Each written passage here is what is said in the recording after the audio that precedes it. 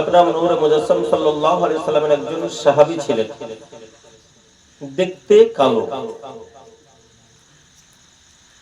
কিন্তু তিনার কর্ম, তিনার কাজ ছিল অত্যন্ত ভালো। তিনি পেশা হিসাবে, কর্ম হিসাবে নিজেকে বেছে নিয়েছিলেন যে খোদার ঘর, আল্লাহর ঘর, পাক মসজিদ, নামাজও পড়বো, তার সঙ্গে সঙ্গে মসজিদ পরিষ্কার করব। কাজটা ভালো না খারাপ? আবার সবাই বলেন কাজটা ভালো না খারাপ? কিন্তু আমরা এলাকায় দেখছি, যেমন আমাদের হুজুর সাহেব বুঝতেন জানে মরা, কিন্তু বুঝতে পারছেন আওয়াজ আল্লাহ পাক দিয়েছে। এবং আমি প্রথম বুঝতে পারিনি, বুঝতে পারছেন যখন বলেন যে আমার ছেলে ফাজিলাত মানে এবার মুদাররিস হবে, আলহামদুলিল্লাহ। এবার অনুমান করতে পারলাম যে হুজুরের বয়সও তাহলে ভালো আছে।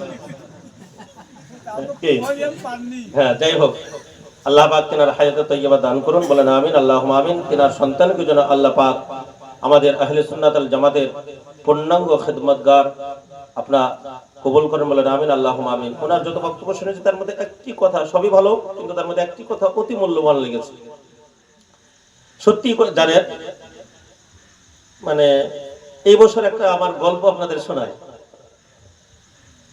একজন হাফিজে কোরআন, বুঝতে পারছেন, মানে গলা ভালো, আমাদের সামনে 5টা আয়াত পড়তে পারবে না, মানে জানি যে ও ভুলে গেছে সব।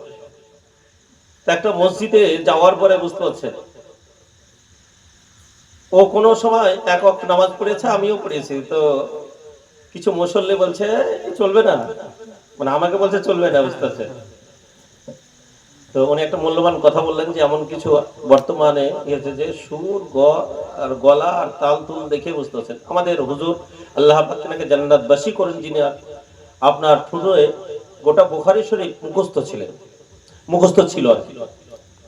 আলহাজ মুফতি মাওলানা কারি মোহাম্মদ আবুল কাশেম সাহেব, যেনার জানাজার নামাজে আপনারা জানেন যিনারা শরীক হয়েছেন, প্রায় 70,000-এর বেশি মানুষ জানাজার নামাজে শরীক হয়েছে।